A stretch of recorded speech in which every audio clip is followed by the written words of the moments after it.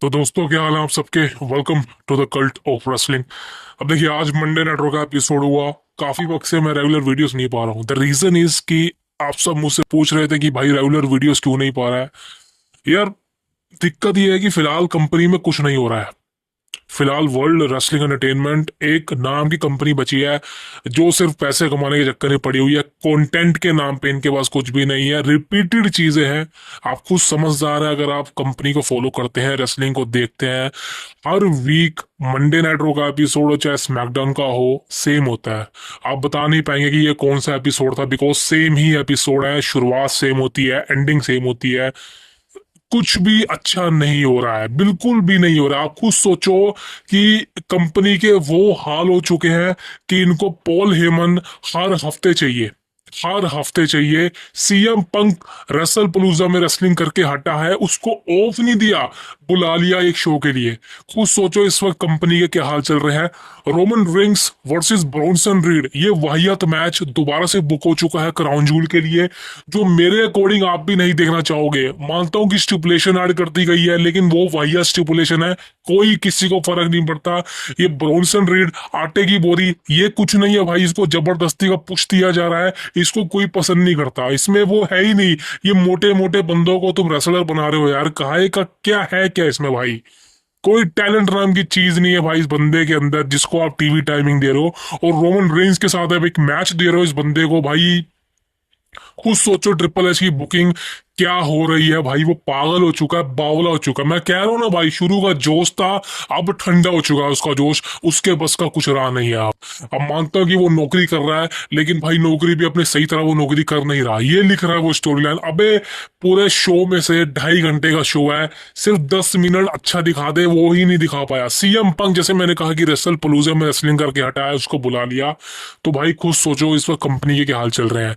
जैसा मैंने कहा कि मंडे नाइट में वाहियात जा रहा है। इनकी रेटिंग की बात करूं, 1 मिलियन पहुंच गई है भाई। 1 मिलियन रेटिंग पहुंच गई है मंडे नाइट रो की नेटफ्लिक्स पर और स्मैकडाउन की यूएसए नेटवर्क पर। चलो ठीक है, स्मैकडाउन की तो 72 हो चुकी है, वो 1 मिलियन से भी नीचे आने वाला, लिख के ले लो 2-4 हफ्तों के अंदर। अभी मंडे नाइट रो की बात कर रहे हो, नेटफ्लिक्स पर इन्होंने कहा था कि हमारी व्यूअरशिप 60 मिलियन जाने वाली है ग्लोबली। भाई कितनी गई थी, 6 मिलियन भी क्रॉस नहीं कर पाई मंडे नाइट रो का जो पहला एपिसोड था। और अब की बात करूं तो 1.4 मिलियन, 1.5 मिलियन, इससे अच्छी यूएसए नेटवर्क पर आती थी 1.8 मिलियन। नेटफ्लिक्स पर कितनी आ रही है, 1.2, 1.3, 1.4 मिलियन। आपको सोचो कि इनके सारे दाव खत्म हो चुके हैं। यहां तक कि रसल पलूजा को, जिन्होंने कहा था कि भाई अमेजिंग शो बना देंगे, नेटफ्लिक्स की तरह बना देंगे, बवाल मचा देंगे, रसल पलूजा को बड़े बड़े मैचेस बुक कर दिए थे। एजे ली का रिटर्न करवा दिया था, ब्रॉक लेसनर का मैच करवा दिया था। भाई उस शो को ईएसपीएन ने वाहिया शो बता दिया। रेटिंग की बात करूं तो ईएसपीएन ने कहा ये वाहिया शो है, फ्लॉप शो है। खुद सोचो, जिनके जिनके प्लेटफॉर्म पर रसल पलूजा स्ट्रीम हुआ, उन्होंने ही इस बात को मान लिया कि जो ये शो था रसल पलूजा डब्ल्यू कंपनी का, वाहिया शो निकला, फ्लॉप शो था। और ये कंपनी कुछ भी बोले, 5 स्टार रेटिंग, ये वो, घंटा बेकार शो था। खुद सोचो भाई। तो भाई इनका सिर्फ काम टिकट सेलिंग से चल रहा है। इनके अगर आप ऑनलाइन प्लेटफॉर्म की बात करें, कोई नहीं देखता। सही कह रहा हूं। ये चीजें क्यों हो रही हैं, बिकॉज इन्होंने कोई स्टार नहीं बनाया। इनके पास कोई सुपरस्टार ही नहीं है। कौन कौन से आप खुद सोचो, सीएम पंक, रोमन रिंग्स, कोडी रोड्स, सेथ रॉलिंस, और कौन है, और भी मैं छोटे नाम बोल रहा हूं, अगर मैं एक दो और लगा लो होंगे।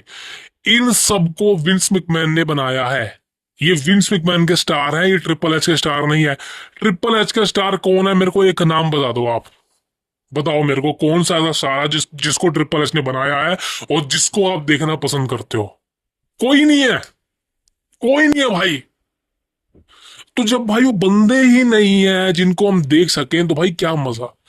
हम पुरानी चीजें देखने के लिए ये CM Punk, Cody Rhodes, Seth Rollins, Roman Reigns, इन सबको देखते हैं।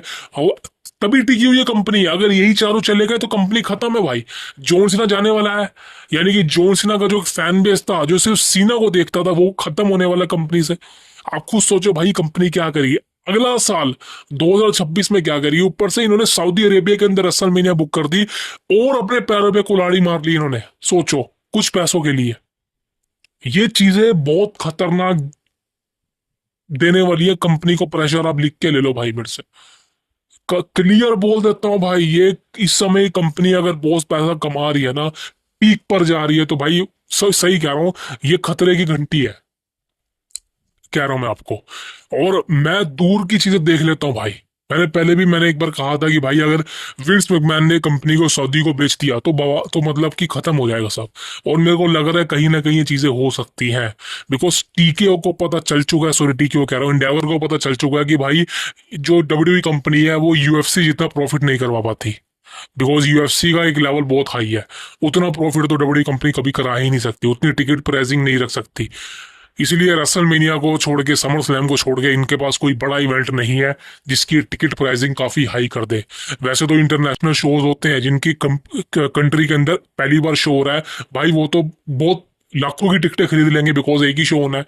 लेकिन यूएस के अंदर भाई आप इतनी हाई टिकट रख रेजिंग कर रहे हो, लेकिन आपके शो में वो कंटेंट में दम नहीं है। अभी हमें देखते हैं कि मंडे नाइट रो के अरीना हाउसफुल होते हैं, स्मैकडाउन के हाउसफुल होते हैं। भाई आप देख लेना, ये बहुत ही नीचे होने वाला है। एडब्ल्यू कंपनी याद है ना आपको, तो वही चीज होने वाली है, बिकॉज कंटेंट में जान नहीं है, कंटेंट में पावर नहीं है। क्लियर बोलता हूँ। आप खुद सोचो, आज सीएम पंक को बुला लिया गया सिर्फ एक शो के लिए, बिकॉज रेटिंग खत्म थी, और सीएम पंक की बुकिंग क्या कर दी, सीएम पंक को जेउसो के सामने डाल दिया। एलिन एड, यार मैं क्या क्या बताऊं मैं यार। मतलब सीएम पंक जैसा बड़ा स्टार आप उसको मंडे नाइट रो पे compete करवा रहे हो, क्या बात है भाई। ये तो चलो वो अच्छा इंसान है, वो कर देता कम्पीट। रोमन रेंस करके दिखाओ, वो करेगा ही नहीं कम्पीट। तो भाई ये चीजें हैं, ये मैटर करती हैं। ट्रिपल एच को पता है कुछ नहीं हो सकता भाई, अब कुछ नहीं हो सकता। सिर्फ इसके बाद रेसलमेनिया, समर स्लैम, यही इवेंट है जिसके आसपास ये हाइप घुमाता है। और दो चार इंटरनेशनल शोज करवा लो, वहां पे भी बड़ी बड़ी तगड़ी तगड़ी हाइप छोड़ेगा कि भाई ऐसा होगा वैसा होगा, घंटा होता कुछ नहीं। अब रोमन रेंस की बुकिंग की बात कर लो, रोमन रेंस की बुकिंग बुकिंग चलो मैं ये नहीं कर अच्छी करो, लेकिन वाहियत बुकिंग है। मेरे हिसाब से रोमन रेंस को आना ही नहीं चाहिए था। एक रोमन रेंस आया भी, दोबारा से आटे की पूरी के साथ मैच लेने यार, कमाल कर दिया यार। मतलब छोड़ो यार। क्राउन जूल में सिर्फ एक ही मैच है जो मेरे को लगता है कि दो मैचेस है जो मेरे को लगता है कि एक्साइटेड है। एक तो John Cena versus AJ Styles, and the other one is Cody Rhodes versus Seth Rollins. ये दो मैचेस के अलावा मेरे को घंटा नहीं फर्क पड़ता किसी मैचेस से। और ये क्राउन जूल लाइव आने वाला है, कब आने वाला है बता दूं आपको, 5:30 बजे के आसपास आएगा शाम को। तो मेरे हिसाब से तो भाई आप लाइव देख लोगे, शाम को आने वाला है। और कौन सी तारीख को आप देख लेना, सेम डेट को ही होगा जब होने वाला है, 10-11 तारीख के आसपास आई थिंक। सो ये चीजें हैं भाई। अब फिलहाल क्या बात करूँ यार, जैसे मैंने कहा कि कुछ है नहीं बात करने के लिए, बिकॉज शो में मजा नहीं आ रहा है। बहुत समय हो चुका है कि मंडे नाइट को लाइव दिखाओ, स्मैकडाउन को लाइव दिखाओ। इवन मैं आप पेपर रिव्यूज इनके जो पीएलीज है उनको भी लाइव में देखता नहीं अब, बिकॉज मेरे अकॉर्डिंग कुछ भी होने वाला है नहीं। सो ये चीजें थी। सो दोस्तों ये थी आज की वीडियो, उम्मीद है आपको वीडियो पसंद आई होगी। आई ना आई सॉरी यार, लेकिन मिलते हैं कुछ दिनों बाद, सी यू टुमारो।